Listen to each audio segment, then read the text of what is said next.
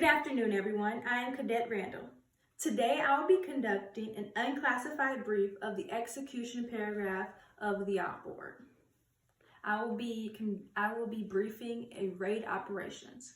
And throughout this brief, I ask that you hold all questions to the end, and I will ask them at the end. Commander's intent. The purpose. The purpose of this operation is to demoralize and ultimately exhaust the enemy. We will be in support of 2nd, 3rd, and 4th platoon to seize control of dangerous weaponry and prevent enemy forces from gaining contact. So here, just to give you an overview of the area of Operation Panther, this is where we will be. 1st platoon will be in this vicinity here. We'll conduct our raid here no later than 1 hour. To the northeast of us, we have second platoon, and right below them, we have 3rd platoon and 4th platoon conducting their operations. So now let's move into the concept of operations. So 1st platoon, our platoon will be conducting a raid in 4 phases within a 1 hour time frame. So phase 1 will be planning and preparation, which will begin with the receipt of the mission. We'll conduct PCCs and PCIs, issue an OPORD, and prepare for leaders recon. Phase 2 will be the leaders recon, where it will be the PL, the RTO, squad leaders, and the SNO team will leave to establish the release point and conduct leaders recon on the objective. So now we have phase 3, attack and actions on objective. Following a successful raid, special teams move on to the objective following 2nd squad.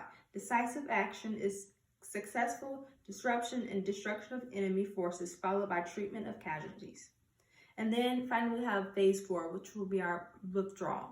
So now let's move into the scheme of maneuvers. Phase 1, the planning and preparation phase. During this phase, we will receive the OPORD no later than 0153.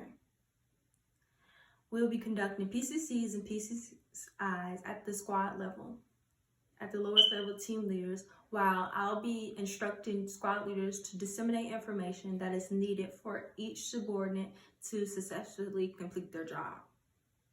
I will also be disseminating gauntlets to the platoon sergeant and to other subordinate leaders. 2nd squad, which will be our reserve assault squad, will conduct special teams rehearsals. They will be going over the black and gold plan, what to do for aid and litter, and also the red, white, and blue plan for exiting the objective and coming off the X field. So the red will be our assaulting elements will come off of the objective, and then white will be our support element, blue will be our security, and blue burning will be our demo and platoon leader, which will be myself. So they will be learning these special team rehearsals and actives on objective rehearsals while during the planning and preparation phase. Next is phase 2.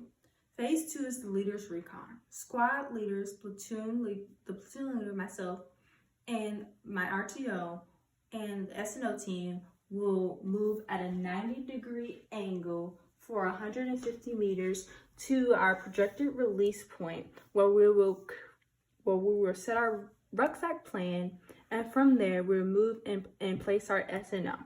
Once the SNO is in place, I will take the support by fire squad leader, which will be our security squad leader, and I will in place where I would like for their squad to be placed for the raid.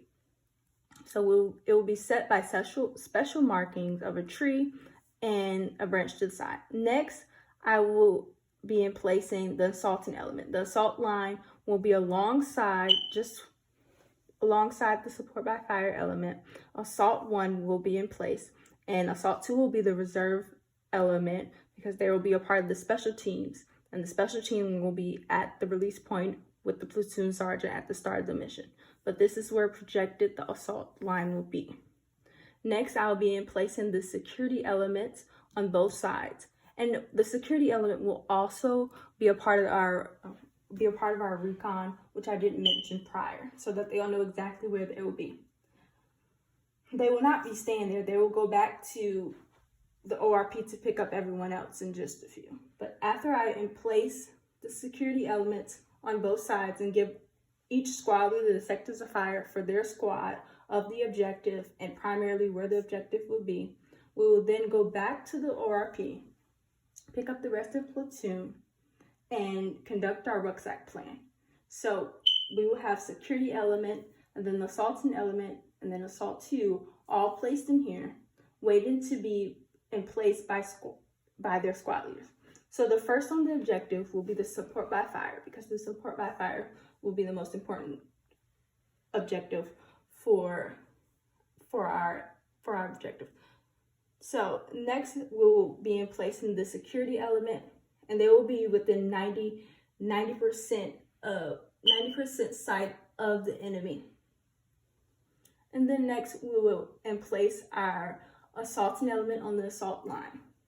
Once the assault line is placed, I will be behind the assault with my RTO, the attack. So once each element is in place in their respective places, we will then initiate contact no later than 01:15 on April 5th, 2020.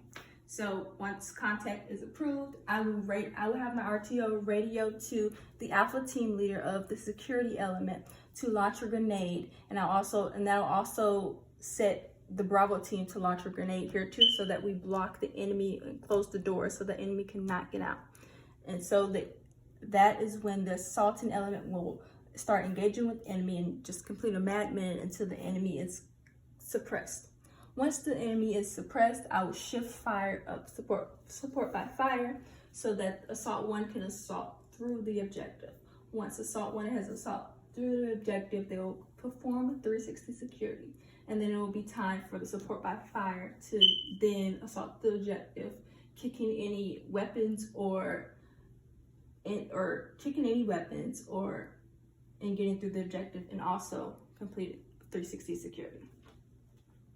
So once each element has assaulted through the LEA, because this is the linear danger area, this road here is linear danger, so they will have to do precautionary measures to get through this linear danger area. And so now we'll be conducting special teams, and those special teams will be from the reserve element of assault 2, and they should be back here with the platoon sergeant at the release point. So we'll then call EPW, they'll give us our black and gold plan, and then they'll come back, and then we'll have our aid and litter if anyone is hurt, and then we'll have our demo team come in. Once our demo team is on the objective with myself and the demo team will be on the objective, there should be a 360 security. I will call up to my squad leaders to give me LACE reports and ACE reports of water, beans, and ammo of whatever's missing. So once I have all the information that is needed from the LACE reports, I will then report to hire so that they know that they're tracking of what we're doing.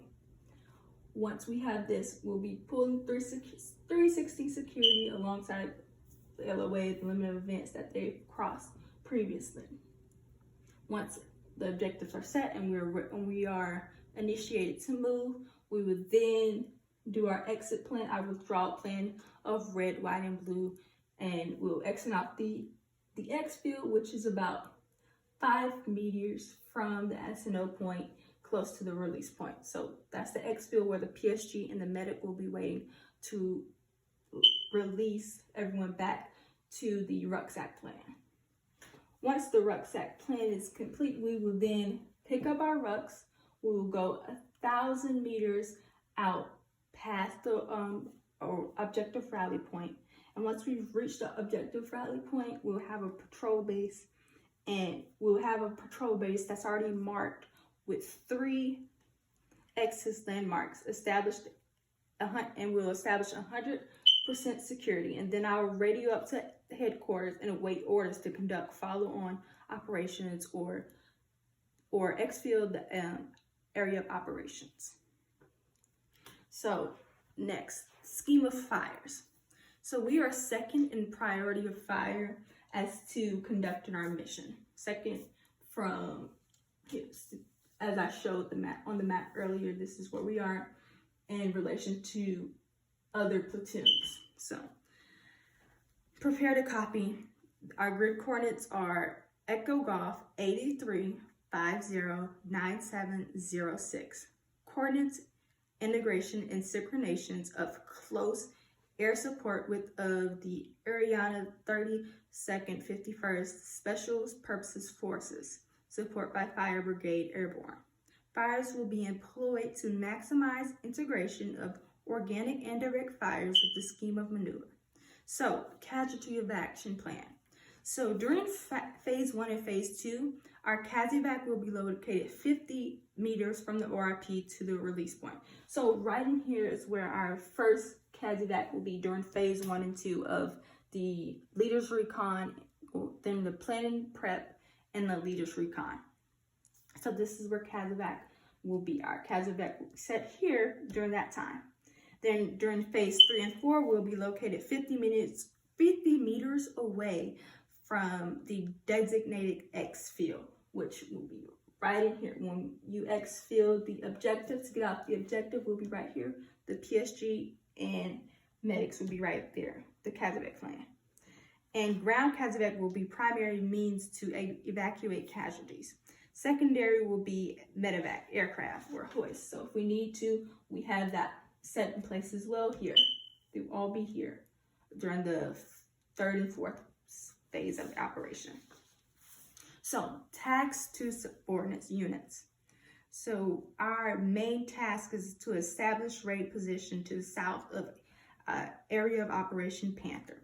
So, we're here, as I stated multiple times, that we will be south of the area of operations of 2nd Platoon, 3rd Platoon, and 4th Platoon. So the purpose is to prevent enemy from massing on to 2nd Platoon. And so we want to stay in this area so that the enemy doesn't cross and get to 2nd Platoon and invade them. So that's our main goal, is to support the other platoons. So first squad's task to subordinates. First squad's task will be, they will be the assaulting element as I demonstrated here. This is the assault line, and they will be assaulting through as they did. And they will bound through the objective and provide security for special teams. Second squad will be the reserve unit, and they will be providing EPW, aid and litter, and the demo team, which they stayed back with the platoon sergeant and the medic. Our security squad will be our security elements that were located here at the ends, the doors of the objective. So platoon sergeant, they ensure that the platoon meets time requirements and the time hacks and maintain accountability. Spot check assigned tasks. So they'll be throughout this operation, the platoon sergeant will be spot checking the squad leaders and making sure and ensuring that they're doing their jobs. To briefly go over the schedule again of the day of execution, here is a detailed schedule. At 2200 hours will be our initial platoon formation. Here is where you guys will be issued OCPs, Flicks, Kevlars, M16s, and we'll conduct initial PCCs and PCIs and complete it at the squad level. At 2245, OPORD briefing by the platoon sergeant and myself. At 2300 hours, we will complete the briefing and initiate movement to the area of objective. At 0 hours, squads in position for raid. No later than 0115, we will conduct the raid, perform actives on objective, and exit the objective. At 0345, we will return to the objective. We will return to the area of objective, and we'll do a formal AAR. So, commander's critical information requirement, priority intelligence requirements. This is where we'll go over any logistical supplies present and what do they consist of, all the supplies that we have, and some that we may need. Next, friendly forces information requirements. This is where we'll check the status of our essential equipment, crew, served weapons, or radio. It's just to test and see if they're working properly. Essential elements of friendly information. Next is risk reduction control measures. All troops are directed to refrain from interacting with the wildlife in order to preserve the area and for their own protection. Security halts will be conducted in the moon-shaped formation that 1st Platoon has adopted as its SOPs. The security squad will have their weapons lowered while in the portion of this halt and will not raise them to low ready until they have been placed on line with one of the outer squads dictated by the chain of command. So this completes my operations order execution brief. Are there any questions? If there are no questions, this completes my brief.